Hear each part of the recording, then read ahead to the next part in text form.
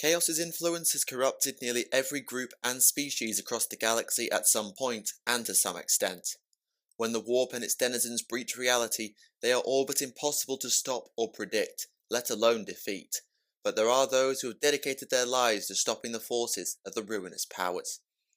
The most famous amongst humanity are almost certainly the Inquisition, but within the Adeptus Astartes an organisation exists too. This chapter are perhaps the best kept secret in all of humanity, known to such a small number of individuals as to be negligible. They are psychers to a man, all incredible warriors only augmented by their abilities, unique war gear, and all but incorruptible will. It is well that they are, for their mission as demon hunters requires nothing short of the very, very best. Founded by Malcador the Sigillite at the close of the Horus Heresy, with gene seed believed to be from the Emperor himself, they are the mythical Chapter 666, based on Saturn's moon of Titan in the Sol system. First led by Janus, formerly the Space Marine known as Reviul Arvada, alongside other members of the Knights Errant, today they are led by Supreme Grand Master Kaldor Drago. They are the Chamber Militant of the Inquisition's Ordo Malleus, more commonly known as the Grey Knights. My name is Michael for Tactica, Imperialis, and welcome to 40k Stories. In the Horus Heresy, an organisation was founded by Malcador the Sigillite following the arrival of the frigate the Eisenstein in the Sol system. Malcador commanded Nathaniel Garrow, a loyal captain from the now traitorous Death Guard Legion, to recruit other members of the Legiones Astartes to this organisation, which was unnamed at the time, but was part of the Sigillite's plans for what would become the Inquisition. During the recruitment of Tylos Rubio and Calth, the first member to be collected in fact, the Ultramarine nicknamed Garrow a Knight Errant as he had no heraldry of his own and came to the battlefield alone. The name stuck as Garrow found it amusing, and the Knights Errant became the collective name for the group. Originally, there were 20 members of the Knights Errant, though not all of them survived to the close of the heresy. However, at the time of the Solar War, just before the Battle of Terror, Malcador gathered 12 individuals at the Golden Throne. 8 of them were Space Marines, assumedly Knights Errant. After meeting with the Emperor and gaining the Lord of Mankind's approval, Malcador took these 8 Astartes to Titan, one of the moons of Saturn which had been secretly prepared throughout the heresy for this purpose under the codename Othris. On it were all the resources required to create a chapter of Space Marines, as well as a fortress monastery that would become known as the Citadel of Titan. Malcador left the 8 knights on Titan, and through his incredible psychic ability, he hid the entire moon within the warp itself. And yes, you did hear that right. When it came out again after the heresy, the laws of physics-defying nature of the Imperium had caused time to pass more quickly, meaning that no longer did Knights Errant and the rawest of recruits inhabit Titan. Instead, a fully armed, armoured and trained chapter stood ready, the Grey Knights. During my time studying the Legiones Astartes, I attempted to decipher the identities of these original 8 knights. No small task given they mostly, if not all, likely changed their name. All new Grey Knights are given new names, so why wouldn't they as well? We know the original chapter master, known as Supreme Grand Master, was Janus, a hybrid of Reviul Arvada of the Thousand Suns Legion and a shard of Magnus the Red created by Malcador when the White Scars arrived in Sol. The rest of the original contingent, which may have actually been 8 plus Janus as opposed to 8 in total, they're pretty much unknown, but by looking at the known librarians in the Knights Errant, we can hazard a guess. Tylos Rubio, former Ultramarine and the first recruit of Garrow, is almost certainly a member, as Abaddon the Despoiler mentioned him by name in the Pandorax campaign. The Lunar Wolf Severian was also a latent psyker from the Lunar Wolves Legion's Crusader host, so he cannot be ruled out and is in fact likely to be a Grey Knight, as neither Iacton Cruz nor Galviel Loken are eligible. 4 Chief Librarians were also Knights Errant, though only 3 of them are eligible. Felzerost of the Night Lords, Eumogen of the Salamanders, and Balthazar Kuthuri of the Raven Guard are not known to have been killed, so are very likely to have become Grey Knights. The 4th, Dio Promus of the Ultramarines, was killed on Nicaea following a battle with a shard of Magnus, executed by a Space Wolf in response to having killed loyalists in his work for Malcador, though human Remembrancer did take his name and would go on to help found the Inquisition. Vardus Aison was the last known librarian, but he had renounced his former legion and was known to hate them, so tracing his origins is impossible. Where things get a little confusing is the potential 8th member, Epimetheus. Known to be a relatively young Dark Angel under Luther, Epimetheus was not a knight errant, at least as far as we know, yet he is known to have been the original Grand Master of the 5th Brotherhood who was present on Terra with the rest. I'll discuss organisation a little later so you know what that means. We know the Knights Errant did visit Caliban, but they left alone and without new members, so there's a few holes in Epimetheus' origin story even if his presence is certain. In any event, these original members led the Grey Knights after the Heresy and in the Great Scouring. Though they didn't show up, Epimetheus notes it went on much longer than it did for everyone else in the Imperium for some reason I don't really know. Due to being Space Marines, they were still included in the roster of second founding chapters, being snuck onto the list as Chapter 666. Their primogenitor was never listed, but Epimetheus made it clear that the original progenoid glands of the Knights Errant were removed and sealed away before being replaced by a new gene seed. Though it's never been confirmed one way or the other, many who know of the Grey Knights believe the gene seed was derived from the Emperor himself. Interestingly, in terms of physical aptitude, this gene seed is a negligible difference compared to those derived from the Primarchs, though I suspect it does help with psychic ability and resistance to corruption. Perhaps even more surprising, given the secretive nature of the Grey Knights, is their supposed successor chapter. Yes, apparently the Grey Knights have successors, a chapter who does not keep to the shadows like their patrons, the demon-fighting specialists, the Exorcists. I won't go into much detail here, but they were founded in M35 or 6 as part of the 13th founding, known as the Dark Founding as none of the founding gene seed was kept by the Adeptus Terra, which actually makes sense if the Grey Knights were involved. They are all but invisible to demons, as during the recruitment, neophytes are possessed by a lesser demon later cast out by a demon hunter, hence the name Exorcist, and why the chapter has 2 additional scout companies just to help keep numbers up. They aren't blanks though, despite their near invisibility in the warp, as apparently blank DNA and gene seed just don't mix. I'm guilty of confusing this on several occasions, so my bad. Returning to the Grey Knights, the other interesting note provided by Epimetheus is a comment on their relationship with the Inquisition. Back in the day, it was apparently the belief that the orders of the Inquisition would not last, and were in fact something of a temporary measure to be disbanded once their purpose was served. To that end, the Grey Knights were not answerable to the Inquisition, pretty much the only organisation today who knows of their existence, or at least who's supposed to know. We'll get to that. Obviously, something changed somewhere, and I think it happened in the War of the Beast.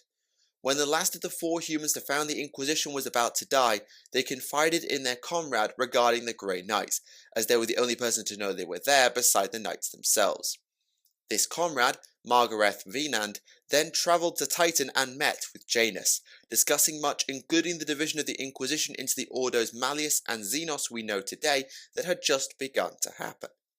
The Grey Knights became the Chamber Militant of the Ordo Malleus, their warrior branch in the fight against all things chaotic and demonic, and it seems to have stayed that way to this day. Recruitment into the Grey Knights is an incredibly arduous task, as one might expect given the role they play. The vast majority of Grey Knight recruits come from the black ships of the Adeptus Astra Telepathica. As we mentioned in our log on Psychers, the Grey Knights actually have dibs on the vast numbers of Psychers collected by the aforementioned ships. Once brought to Titan, these neophytes, just like other Space Marine recruits, are subjected to both mental and physical modifications to mould them into Astartes, but the Grey Knights have even more extreme methods than the rest of their cousins.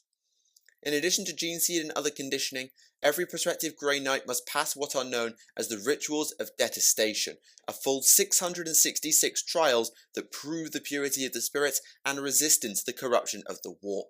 It's believed that even other Space Marines cannot pass them all, which means that very few will get through them. If you thought that wasn't enough, then on passing the trials, the neophyte will be pretty much mind-wiped, forgetting much of their past, and perhaps even their name. The name they are given following their ascension to Astartes is no trivial matter either. Each is designed and imbued with magical lore as the opposite to a single demon's true name, giving the warrior even more weapons to call upon against the Immaterium's denizens. Aside from the Emperor's gene seed, supposedly, there is one other known modification to the Grey Knights that differs from other Astartes, a set of underskin purity wards made from silver that remind me of the Black Carapace in an odd sort of way. This is not to be confused with the Aegis, which is part of their armour, but there's a lot to get through and I'm not sure I'll be able to discuss it here. There are 10 companies within the Grey Knights, and on the surface they may even appear a little like a codex structure. But this is far from the case. For one, there is no dedicated scout company for the trainee recruits. I assume the risks associated with putting them into combat alone before they're ready are just too high. However, the 8th Brotherhood is known to contain the recruits and neophytes as well as 4 battle brothers, which suggests that they do see combat after all, maybe just not against demons? I honestly don't know what the rules are. Following the completion of their training, the newly named Grey Knight is elevated to one of the 8 Brotherhoods of the chapter, each of which is led by a Grand Master who is analogous to a captain. The command is often left to their second, known as a Brother Captain, who's kind of like a lieutenant. Each of these Brotherhoods, perhaps reflecting in some way their founding Grand Master from back in the day, also has a certain specialism. For example, the Apothecaries are all within the 5th Brotherhood, whilst the Librarius is within the 3rd. The Chaplains, however, are not within one of the 8th Brotherhoods, instead being part of one of 2 unique ones that, to make a terrible analogy, stand aside from yet within the chapter like the Deathwing and Ravenwing of the Dark Angels. The first is the Purifiers, who I'll discuss in a bit more length later, but the other, larger group is that of the Paladins, about the size of a typical Astartes company actually. These are the greatest warriors of the Grey Knights, but rather than fight as a company, they will be sworn to the protection of the Grand Masters of the other Brotherhoods and or any Apothecaries on the battlefield. I also assume that the future leaders of the chapter will be drawn from the ranks of the Paladins, especially given what it takes to become one in the first place. There are 8 trials involved, perhaps because each original Grand Master set one, don't know, which prove both the mental fortitude and martial prowess of the aspirant. Not all succeed, but none have opted out of this quest, as it is seen as a dishonour. The leader of the Paladins is called the High Paladin, and the holder of the title currently is Govanen Bors, who has total authority over the rest of the Order. His position is not as high-ranking as the Grand Masters, however. There is a council made up of the 8 Grand Masters as well as the Supreme One, the unanimously elected Chapter Master, but as the High Paladin is not on it, one assumes he is of lower rank despite leading his Paladins just as they lead their Brotherhoods. Speaking of the Brotherhoods, a look into their composition makes it highly likely, if not certain, that the Grey Knights are a larger fighting force than a Codex chapter. This makes sense, mind you, as they were formed before the creation of the Codex Astartes and basically need to cover the entire galaxy at once to deal with demonic threats wherever they happen to pop up. This cannot be confirmed, however, for a number of reasons. Firstly, the fact the Grey Knights do need to cover the entire galaxy means their forces are incredibly widespread, organised into small teams that can be stationed together for their entire lives as opposed to travelling and acting as a Brotherhood ensemble. As a side note, this might also help make the existence of the Grey Knights a little easier to hide if they're not working in such large numbers. Second of all, the Order Malleus, I believe the Chapter Masters of the Astartes, and of course the Grey Knights themselves, are supposed to be the only people who know of Chapter 666's existence. Even the High Lords of Terror seemingly don't. This means there's lack of data available on the true size of the Grey Knights, even if what we do know would put their numbers far above 1,000. It's like the Black Templars in a way, just with even more secrecy. The closely guarded secret of the Grey Knights' existence has another knock-on effect, however, one that applies to any Imperial forces who happen to work alongside them or even fight in their presence. Suffice it to say, if you aren't a Space Marine, working with the Grey Knights, and by extension the Order Malleus, is a death sentence. Entire regiments of the Astra Militarum have been slaughtered by the Grey Knights, deemed too dangerous to keep alive simply for knowing that demon hunters, and thus demons, and thus chaos, exist. This does not apply to Space Marines, however, as each Astartes is too valuable a resource just to execute. As a result, any Space Marines are telepathically scoured and mind-wiped of the knowledge of the Grey Knights, since they also cannot be trusted with such knowledge. As I mentioned earlier, I believe the Chapter Masters are privy to it, but I wouldn't want to say with absolute certainty, unfortunately. To be fair though, the Space Marines have proved on numerous occasions that they're just as susceptible to chaos as pretty much anybody else. Whatever the exact regions of each legion, the Horus Heresy has made that abundantly clear. On the other hand, the Grey Knights are unique across perhaps all of the Imperium.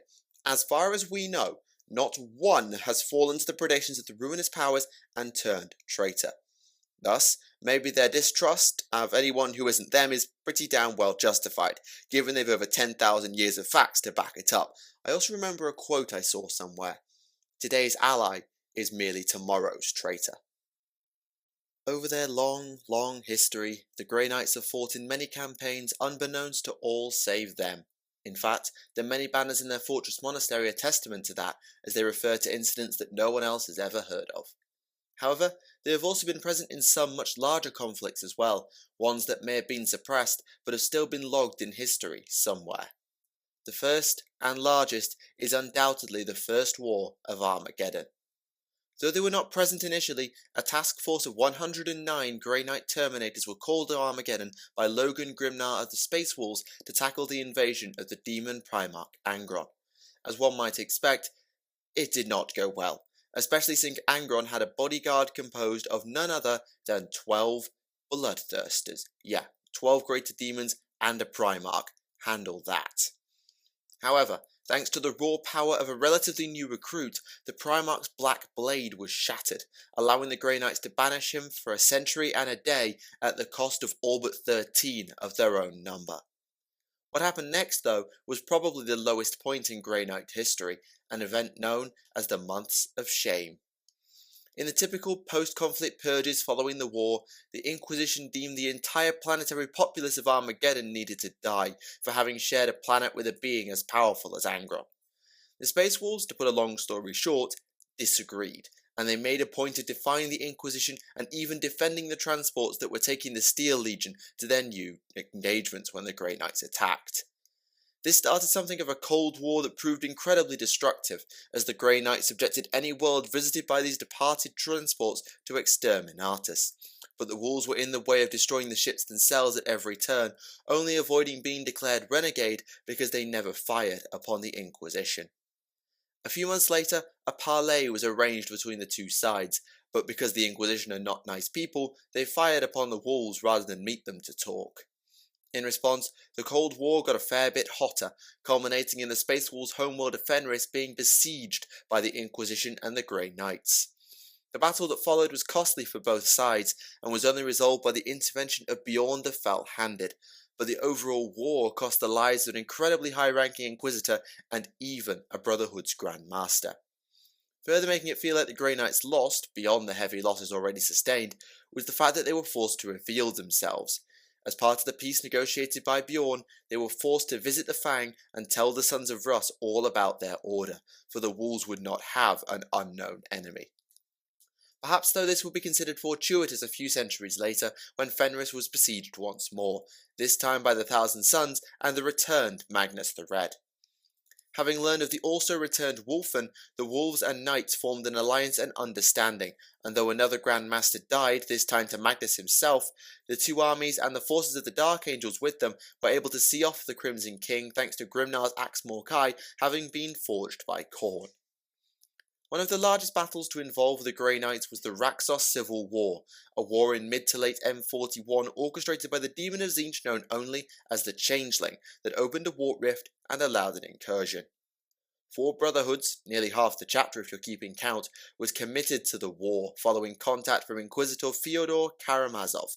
Why the Hereticus Inquisitor got involved I'm not sure, perhaps he was just investigating before the demons arrived. It was actually an incredibly successful war, as the rift was sealed in short order, but the Changeling was not located and not banished. Knowing it had likely disguised itself as one of the evacuated refugees, the Grey Knights were forced to destroy their fleeing ships in an attempt to stop the demon, much to their reluctance. Another run-in with the forces of Tzeentch came on the planet of Jolana, the greatest library outside of the Sol system for the Imperium. As one might expect given his quest for the Eldar's Black Library, Arzak Ahriman sought the knowledge of Jolana, and the counterattack of the Invaders Space Marine chapter triggered explosions that allowed a warp rift to open. Though much of the library would be lost, and Ahriman was able to secret away some of its knowledge before escaping, the arrival of a strike cruiser of Grey Knights was enough to turn the tide and seal the rift, with the tag team of a Nemesis Dread Knight and the Brother Captain defeating even the legendary Kairos Fateweaver. As one might expect, the Grey Knights have been very, very busy since the appearance of the Cicatrix Maledictum. After all, a warp rift that large is bound to allow a whole lot of demonic activity. They've done their best, but they may well have cost a not insignificant proportion of the lives taken as a cause of all the mayhem, with billions slain by their own hands or weapons to try and keep their secret.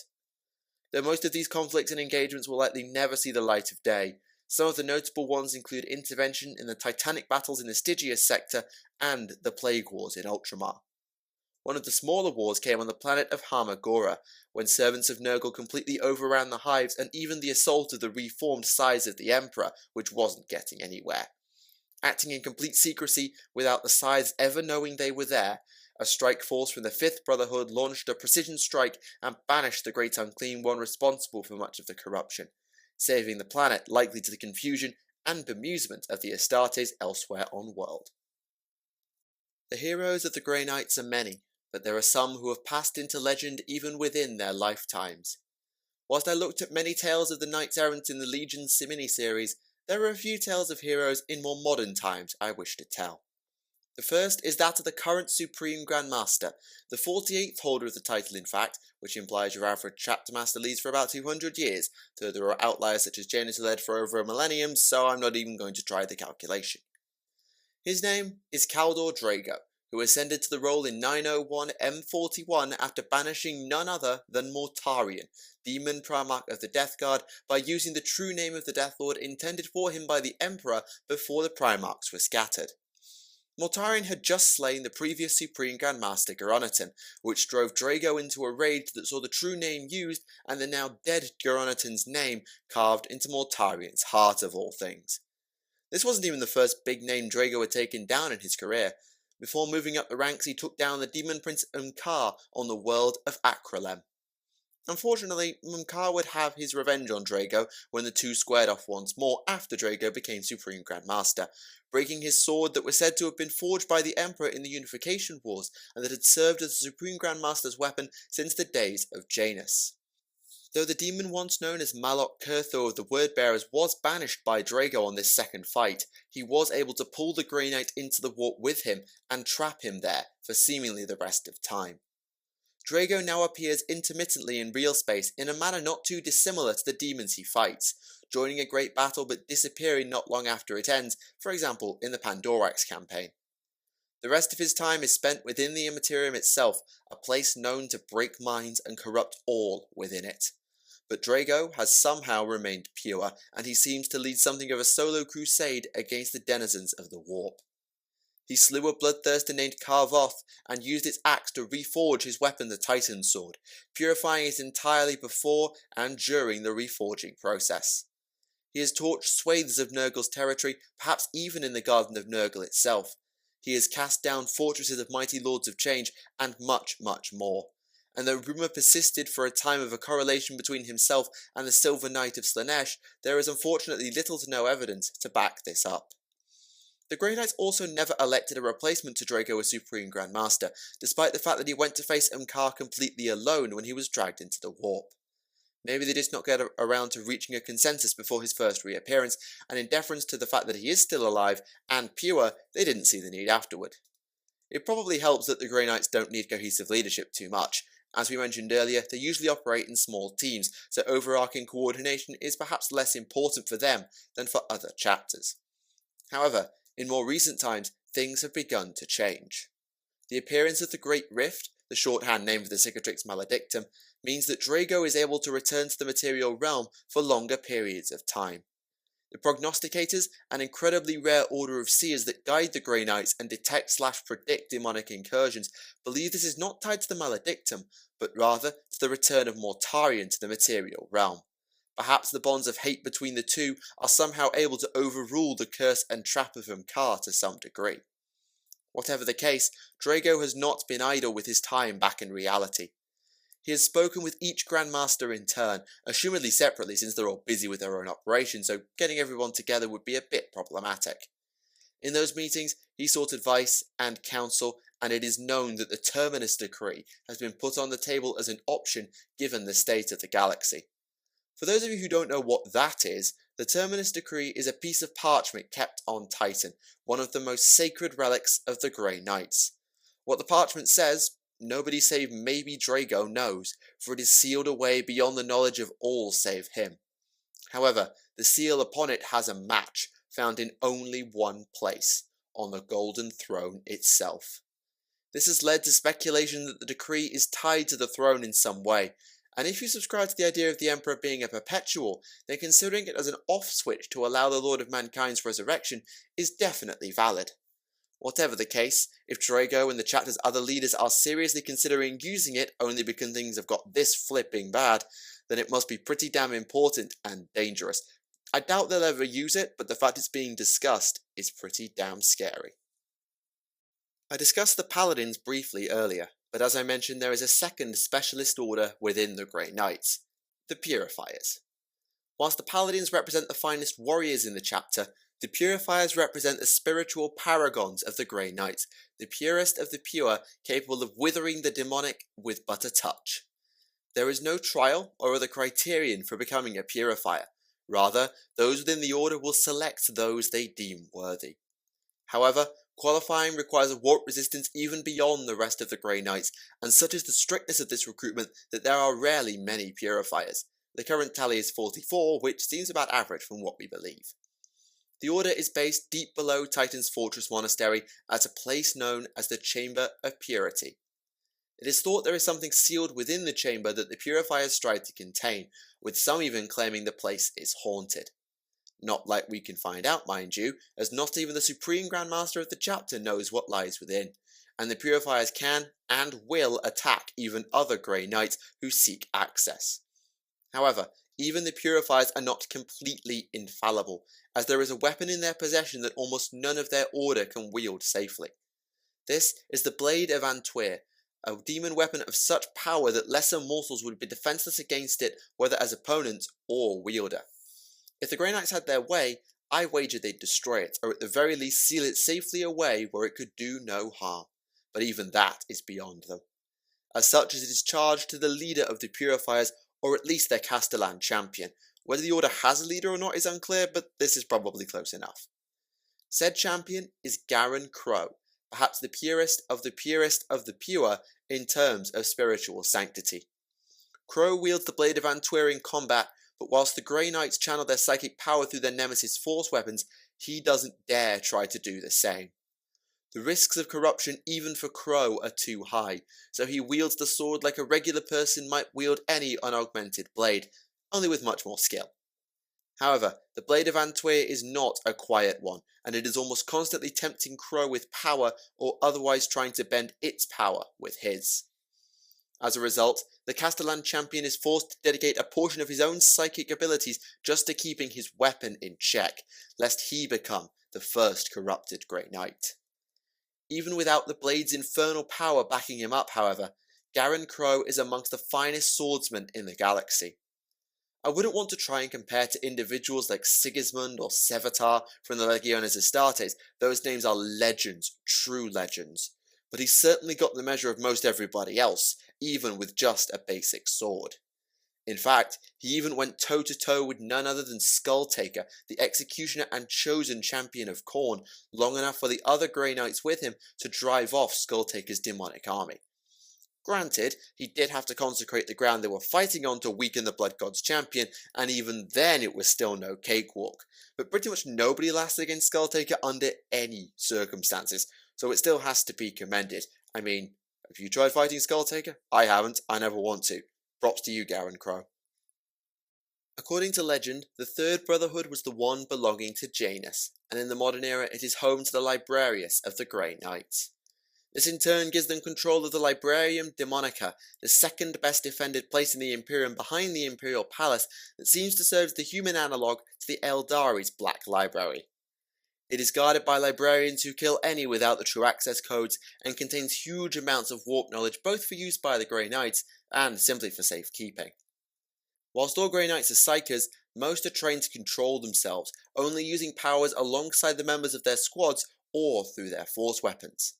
Librarians are given the free rein their brothers aren't, but only because their will is totally unwavering due to their greater warp presence. Interestingly perhaps, the Chief Librarian is not the Third Brotherhood's Grand Master, known as the Warden of the Librarius, nor do they control the Librarius itself. Instead, that title and role currently belongs to an individual named Aldrich Voldus, who inherited the position very recently after the last two holders died in quick succession. The first to fall was named Valdar Oricon, who was killed and transmuted into gold during the Siege of the Fenris system by none other than Magnus the Red. We mentioned this earlier. He was replaced by Dorium Narathem, but less than a year later, on only his 4th mission in command, he was killed on the world of Longhallow. The Third Brotherhood were back up against the armies of Tzeentch, when out of nowhere the Lord of Change Umkachin appeared and struck him down. However, somehow, the sacrifice of Narathem was able to guide none other than Drago to the material realm, though Voldus' rage-filled attack was said to help with that as well. The two then tag-teamed to take Umkachin down, with Voldus being named as Narathem's successor by Drago before the Supreme Grand Master disappeared once more. Voldus' first known combat was none other than the 13th Black Crusade, appearing in Ultramar just as it was invaded by Abaddon's forces and helping to buy time for Belisarius Cawl to resurrect Robert Guilliman alongside Ivrain of the Eldari. Voldus and his Brotherhood, at Guilliman's request, then joined the Terran Crusade as the Primarch sought to reach the cradle of humanity, but it would be costly. Though none know the exact number of survivors of the Terran Crusade, it is thought to be very few, and though the Grey Knights were perhaps the best suited to the trials faced, including encounters with Magnus, again, and Skarbrand among others, they aren't immortal. What is known, though, is that Voldus himself made it, but since reaching Terra, it is unknown what he and his surviving brothers have done since the appearance of the Great Rift. Perhaps they've simply been rebuilding. As concerns weapons and abilities, Voldus wields a nemesis demon hammer named the Malleus Argyrum. Probably means silver hammer in High Gothic or something if you read the name. It is said that it weighs next to nothing if the bearer channels their psychic power through it, and Voldus has power in spades. In fact, he's probably the most powerful Grey Knight in terms of psychic ability seen in centuries. How he stacks up to the legends of yesteryear I wouldn't want to say, but he's certainly no slouch when it comes to wielding the warp. However, as we noted earlier, Grandmasters do not often command their Brotherhoods. That honour falls to the Brother Captain instead. For the Third Brotherhood, this Brother Captain is Arvan Stern, another individual who's run across Umkachin. To be frank, the two are linked like Drago and Umkar, though in a manner more akin to sworn rivalry than any curse or shenanigans. Having served for over 300 years by the close of M41, relatively early in his time as Brother Captain, Stern banished Umkachin on the world of Antraxes as the instigator of a chaos cult. 100 years and a day later, that seems to be a standard banishment period, Umkachin was allowed to return, and he swore to take the soul of Arvan Stern as his vengeance on the Grey Knight. The two have crossed paths personally twice more over the years, with Stern able to win both times and see Umkachin off. However, the Lord of Change is not idle in his time of banishment, and he has sent his most powerful minions after Stern too. Again, the Brother Captain is assumed to be the victor, or at least he's escaped alive. Whether the feud will ever be resolved, I am unsure, but it's worth bearing in mind that Stern cannot win in the long term. Demons are immortal, Space Marines are not, and though Stern dying by a hand other than Umkachin's would extremely frustrate the Lord of Change, he'd have eternity to get over it. Admittedly, being the cause for the Bell of Lost Souls being sounded as it is when every Grey Knight dies is probably an ego boost though if you are a greater demon, so I can definitely see why he wants Stern dead, other than just having a grudge. So end the tales of the Grey Knights. Chapter 666 are a mysterious bunch indeed. Given how little the Imperium and the galaxy at large know of them, it is fortunate that so much information is available. As the Chamber Militant of the Order Malleus, they serve as the Imperium's hidden bulwark against all things demonic, and such is their skill in this regard that they are by far the best suited to the task. They are not perfect, and the amount of worlds lost to corruption or allies wiped out by their hands are testament to that. But that's the way of the warp, and one has to respect the Grey Knights for not becoming lost themselves. I'm aware that there is much more we could say, their overabundance of Terminator armor, the Aegis built into it, their war gear and other heroes too, but we only have a limited time before the stealth systems and my luck run out and I catch somebody's attention. We have a couple more worlds to visit for our Regiments of Renown series, and it is to one of those that we go next. After the freezing cold of Valhalla, I think warmer climes are our destination this time. Rather like Krieg, which I consider to be a forerunner or an addendum to these logs, this world was massively transformed long ago by human intervention, but we should discuss that further next time. For now, thank you all for watching, my name is Michael for Tactica Imperialis, and I'll see you all again. Goodbye.